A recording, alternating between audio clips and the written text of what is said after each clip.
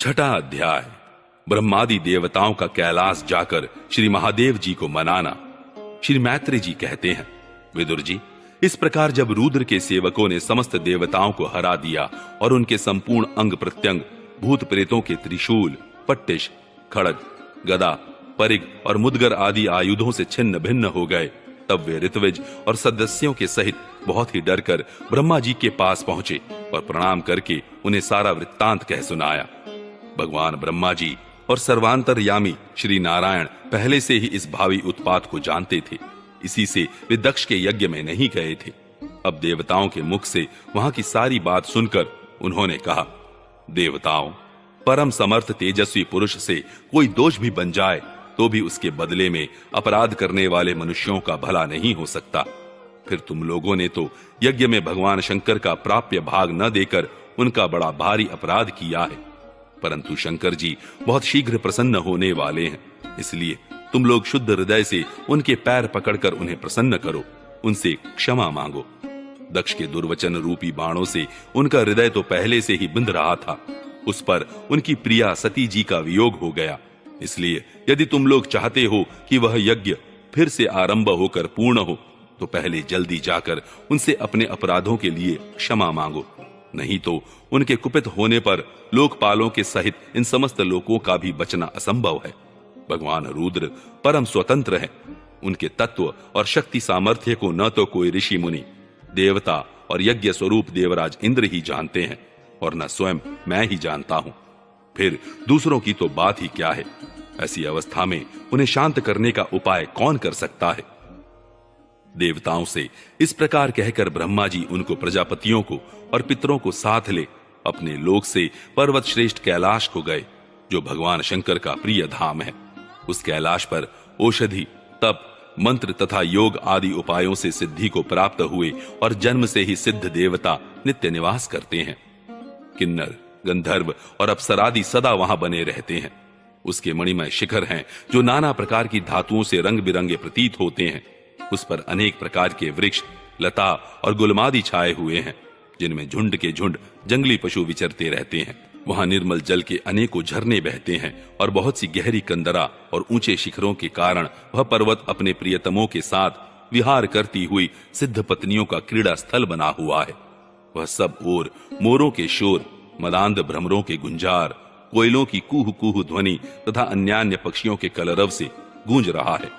उसके कल्प वृक्ष अपनी ऊंची ऊंची डालियों को हिला हिलाकर मानो पक्षियों को बुलाते रहते हैं तथा हाथियों के चलने फिरने के कारण वह कैलाश स्वयं चलता हुआ सा और झरनों की कलकल ध्वनि से बातचीत करता हुआ सा जान पड़ता है।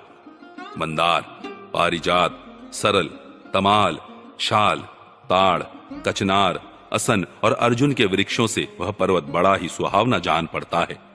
आम, कदम्ब, नीप, नाग, उन्नाग, चंपा, गुलाब, अशोक, मौलसिरी, कुंद, कुर्बक, सुनहरे शतपत्र कमल, इलायची और मालती की मनोहर लताएं तथा कुब्जक, मोहरा और माधवी की बेलें भी उसकी शोभा बढ़ाती हैं।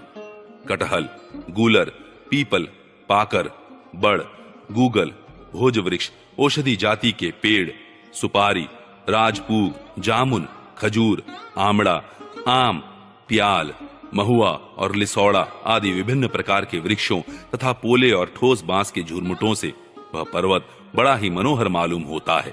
उसके सरोवरों में कुमुद, उत्पल, कलहार और शतपत्र आदि अनेक जाति के कमल खिले रहते हैं। उनकी शोभा से मुग्ध होकर कलरव करते हुए झुंड के झुंड पक्षियों से वह बड़ा ही भला लगता है। वहां जहां तहां हरिन, वानर, सुअर, सिंह, रीछ, साही, नीलगाय, शरब, बाघ, कृष्ण मृग, भैंसे, कर्णांत्र, एकपद, अश्वमुख, भेड़िए और कस्तूरी मृग घूमते रहते हैं तथा वहां के सरोवरों के तट केलों की पंक्तियों से घिरे होने के कारण बड़ी शोभा पाते हैं। उसके चारों ओर नंदा नाम की नदी बहती है, जिसका पवित्र जल देवी सती के स्नान करने से और भी पवित्र एवं सुगंधित हो गया है। भगवान भूतनाथ के निवास स्थान उस कैलाश पर्वत की ऐसी रमणीयता देखकर देवताओं को बड़ा आश्चर्य हुआ। वहां उन्होंने अलका नाम की एक सुरमय पुरी और सौगंधिक वन देखा, जिसमें सर्वत्र सुगंध फैलाने वाले सौगंधिक नाम के कमल खिले हुए थे। उस नगर के बाहर की ओर नंदा और अलकनंदा नाम की 2 नदियां हैं। वे तीर्थपाद श्री हरि की चरण रज के संयोग से अत्यंत पवित्र हो गई हैं।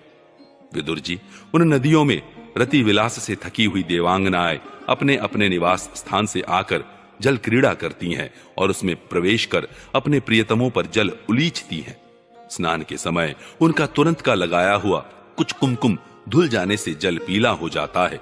उस कुमकुम मिश्रित जल को हाथी प्यास न होने पर भी गंध के लोभ से स्वयं पीते और अपनी हथिनियों को पिलाते हैं। अलकापुरी पर चांदी, सोने और बहुमूल्य मणियों के सैकड़ों विमान छाए हुए थे, जिनमें अनेकों यक्ष पत्नियां निवास करती थीं। इनके कारण वह विशाल नगरी बिजली और बादलों से छाए हुए आकाश के समान जान पड़ती थी। यक्षराज कुबेर की राजधानी उस अलकापुरी को पीछे छोड़कर देवगण सौगंधिक वन में आए।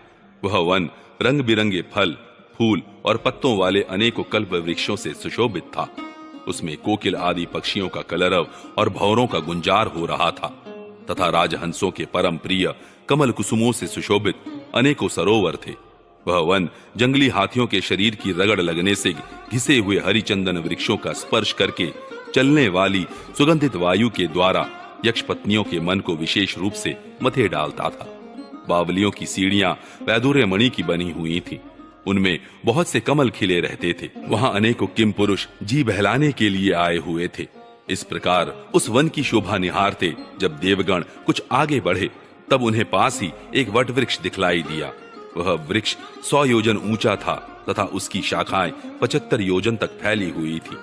उसके चारों ओर सर्वदा अविचल छाया बनी रहती थी, इसलिए घाम का कष्ट कभी नहीं होता था तथा उसमें कोई घोंसला भी न था। उस महायोगमय और मुमुक्षुओं के आश्रयभूत वृक्ष के नीचे देवताओं ने भगवान शंकर को विराजमान देखा। वे साक्षात क्रोधहीन काल के समान जान पड़ते थे। भगवान भूतनाथ का श्री अंग बड़ा ही शांत था। सनंद आदि शांत सिद्धगण और सखा यक्ष राक्षसों के स्वामी कुबेर उनकी सेवा कर रहे थे। जगतपति महादेव जी सारे संसार के सुहृद हैं, स्नेहवश सबका कल्याण करने वाले हैं। वे लोकहित के लिए ही उपासना, चित्त की एकाग्रता और समाधि आदि साधनों का आचरण करते रहते हैं। संध्याकालीन मेघ की सी कांति वाले शरीर पर वे तपस्वियों के अभीष्ट चिन्ह भस्म, दंड, जटा और मृगचर्म एवं मस्तक पर चंद्रकला धारण किए हुए थे। वे एक कुशासन पर बैठे थे और अनेकों साधु श्रोताओं के बीच में श्री नारद जी के पूछने से सनातन ब्रह्म का उपदेश कर रहे थे। उनका बायां चरण दाईं जांघ पर रखा था। वे बायां हाथ बाएं घुटने पर रखे कलाई में रुद्राक्ष की माला डाले तर्क मुद्रा से विराजमान थे। वे योग पट्ट का सहारा लिए एकाग्र चित्त से ब्रह्मानंद का अनुभव कर रहे थे। लोकपालों के सहित समस्त मुनियों ने मननशीलों में सर्वश्रेष्ठ भगवान शंकर को हाथ जोड़कर प्रणाम किया। यद्यपि समस्त देवता और दैत्यों के अधिपति भी श्री महादेव जी के चरण कमलों की वंदना करते हैं, तथापि वे श्री ब्रह्मा जी को अपने स्थान पर आया देख तुरंत खड़े हो गए और जैसे वामन अवतार में परम पूज्य विष्णु भगवान कश्यप जी की वंदना करते हैं, उसी प्रकार सिर झुकाकर उन्हें प्रणाम किया। इसी प्रकार शंकर जी के चारों ओर जो महर्षियों सहित अन्यान्य सिद्धगण बैठे थे, उन्होंने भी ब्रह्मा जी को प्रणाम किया। सबके नमस्कार कर चुकने पर ब्रह्मा जी ने चंद्रमौली भगवान से, जो अब तक प्रणाम की मुद्रा में ही खड़े थे, हंसते हुए कहा। श्री ब्रह्मा जी ने कहा, देव, मैं जानता हूं आप संपूर्ण जगत के स्वामी हैं, क्योंकि विश्व की योनि शक्ति और उसके बीज शिव से परे जो एक रस पर ब्रह्म है, वह आप ही हैं। भगवान, आप मकड़ी के समान ही अपने स्वरूप भूत शिव शक्ति के रूप में क्रीड़ा करते हुए लीला से ही संसार की रचना, पालन और संहार करते रहते हैं। आपने ही धर्म और अर्थ की प्राप्ति कराने वाले वेद की रक्षा के लिए दक्ष को निमित्त बनाकर यज्ञ को प्रकट किया है। आपकी ही बांधी हुई ये वर्णाश्रम की मर्यादाएं हैं, जिनका नियम निष्ठ ब्राह्मण श्रद्धा पूर्वक पालन करते हैं। मंगलमय महेश्वर, आप शुभ कर्म करने वालों को स्वर्ग लोक अथवा मोक्ष पद प्रदान करते हैं तथा पाप कर्म करने वालों को घोर नरकों में डालते हैं। फिर भी किसी किसी व्यक्ति के लिए इन कर्मों का फल उल्टा कैसे हो जाता है।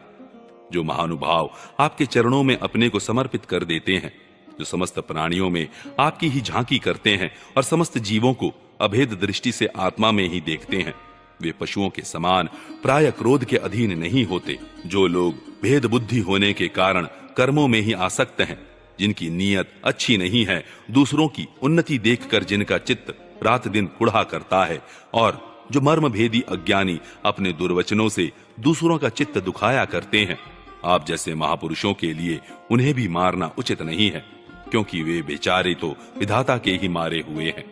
देवदेव, भगवान कमलनाभ की प्रबल माया से मोहित हो जाने के कारण यदि किसी पुरुष की कभी किसी स्थान में भेद बुद्धि होती है, तो भी साधु पुरुष अपने पर दुख कातर स्वभाव के कारण उस पर कृपा ही करते हैं। दैववश जो कुछ हो जाता है वे उसे रोकने का प्रयत्न नहीं करते। प्रभु, आप सर्वज्ञ हैं। परम पुरुष भगवान की दुस्तर माया ने आपकी बुद्धि का स्पर्श भी नहीं किया है। अतः जिनका चित्त उसके वशीभूत होकर कर्म मार्ग में आसक्त हो रहा है, उनके द्वारा अपराध बन जाए तो भी उन पर आपको कृपा ही करनी चाहिए। भगवान, आप सबके मूल हैं। आप ही संपूर्ण यज्ञों को पूर्ण करने वाले हैं। यज्ञ भाग पाने का भी आपको पूरा अधिकार है। फिर भी इस दक्ष यज्ञ के बुद्धिहीन याजकों ने आपको यज्ञ भाग नहीं दिया। इसी से यह आपके द्वारा विध्वस्त हुआ। अब आप इस अपूर्ण यज्ञ का पुनरुद्धार करने की कृपा करें। प्रभु, ऐसा कीजिए जिससे यजमान दक्ष फिर जी उठे, भग देवता को नेत्र मिल जाएं, भृगु जी के दाढ़ी मूंछ आ जाएं और पूषा के पहले के ही समान दांत निकल आएं। रुद्रदेव, अस्त्र शस्त्र और पत्थरों की बौछार से जिन देवता और ऋत्विजों के अंग प्रत्यंग घायल हो गए हैं, आपकी कृपा से वे फिर ठीक हो जाएं। यज्ञ संपूर्ण होने पर जो कुछ शेष रहे वह सब आपका भाग होगा। यज्ञ विध्वंसक, आज यह यज्ञ आपके ही भाग से पूर्ण हो।